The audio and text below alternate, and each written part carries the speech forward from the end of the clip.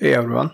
So, not sure if you have watched my previous video about Dockerizing OctoPrint, but there was an interesting comment from one of my viewers called Violent Crumble. He asked about multiple instances of OctoPrint running in Docker with multiple web cameras. And I thought to myself, why not? It sounds like a challenge. Never done this before, so I tried, and yeah, I faced some technical challenges, but let me show you how I did it.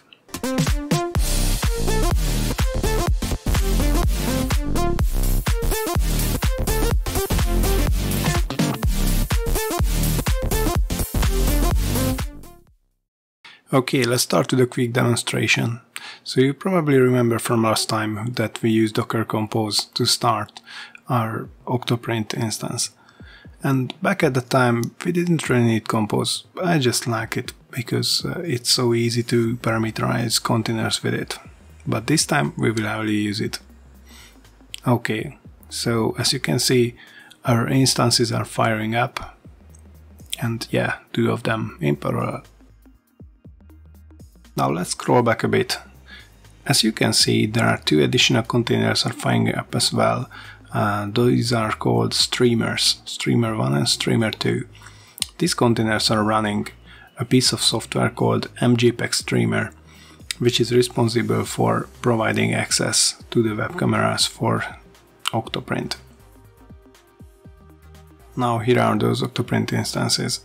As you can see, they are running in parallel using a different port because obviously they are in different Docker containers. And even though I connected different web cameras to them, because I have two right now at hand, I still have a single printer. So I decided to try whether I can actually share a printer between OctoPrint instances. And as you will see, I can.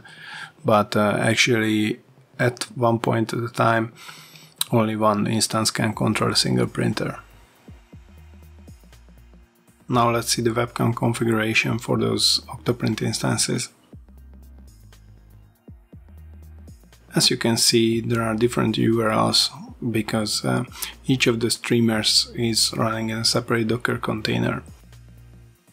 So one streamer is assigned to one OctoPrint instance and the other is to the other instance, of course. This is actually a good way because it follows the normal Docker strategy, like one container is running a single process, instead of the usual methodology of Linux operating systems where there are several processes running at a time, including programs, daemons and whatnot. And of course, if you don't want to use a webcam, you can just switch off the streamers and some resources on the Docker host will be freed up. As you will see very soon, the configuration allows you to change these port numbers, and I've decided to set up some basic HTTP authentication for the camera streams as well. And you will be able to set usernames and passwords, which of course need to be entered here and need to be used as well if you decide to use an outside application like Home Assistant or something like that to watch these camera streams. And I guess it's time for some tech-heavy explanation for the Docker config I've created here. As a first step, let's take a look on the official Docker configuration of OctoPrint, and let me explain why this wasn't enough in my case. So the first important thing we need to clarify is OctoPrint does not equal to OctoPi. So OctoPi, you're running on your Raspberry Pi for example, is a Linux distribution and comes with all the necessary tools and whatnot to make OctoPrint running smoothly. But OctoPrint in itself is just a bunch of Python code which basically implements the functionality you call OctoPrint. Now for video camera streaming, webcam streaming, it needs an additional component, and as you can see here, it mentions vsffmpeg, which is such a component. Technically, vsffmpeg is a command line tool which enables you to record from, for example, a webcam device and output it into a file. On the other hand, if you check the documentation of OctoPrint, you will see that it clearly states they are using a different component for streaming video data, which is MJPEG Streamer. While I didn't really have success with using vsffmpeg together with OctoPrint to get a camera feed, I managed to do so with the mentioned MJPEG Streamer. Bottom line is, I ended up with my own solution. So I created this GitHub repository and put the Docker file and the Docker Compose YAML file in it. Basically these are the same files you have seen at the start of the video when I demonstrated the whole thing up and running. I also added some documentation to see which parameters can be configured. Basically the idea is that you don't have to rebuild the Docker container every time. Right now I don't have plans to push my Docker image into Docker Hub. It requires some cleanup and some enhancements. I would like to port it to Alpine Linux instead of Ubuntu. But anyway, you need to build it at once, and yeah, that's it. After that, you can configure it via Docker command line or Docker Compose. Surprisingly, my preferred solution is still Docker Compose. So I added a Docker Compose YAML file as an example. By looking at this file you can see the trick. So basically I didn't recreate anything for OctoPrint itself. I'm using basically the same image everyone else is using. But instead I created my own image for MJPEG Streamer. You can also see that I set up 2 instances of MJPEG Streamer and 2 instances of OctoPrint.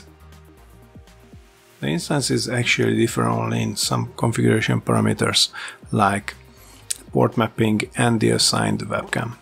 For those who are interested, let me quickly show the Docker file I used to create the image for MJPEG Streamer. For those people who have already built a Docker image before based on some Linux distribution, this isn't exactly new. The only details I needed to figure out, basically what packages to install, what permissions, user groups, whatever I need, and of course how to run MJPEG Streamer properly. Right now I see 2 major points to optimize this, as I already mentioned, migrating stuff to Alpine. It's because Alpine has a smaller memory footprint. The second thing is, well, not so sure. Maybe I can cut down on the packages required to install. And also, the compilation could be done in a separate Docker image called a builder image. In that case, the whole image the end user just download could be much smaller because it doesn't contain all the required compilation related stuff. By the way, what I have marked here is the configuration you need to override either in Docker Compose or via Docker command line. And yeah, there are default values. Well, what could I say? Don't leave the password on the default value.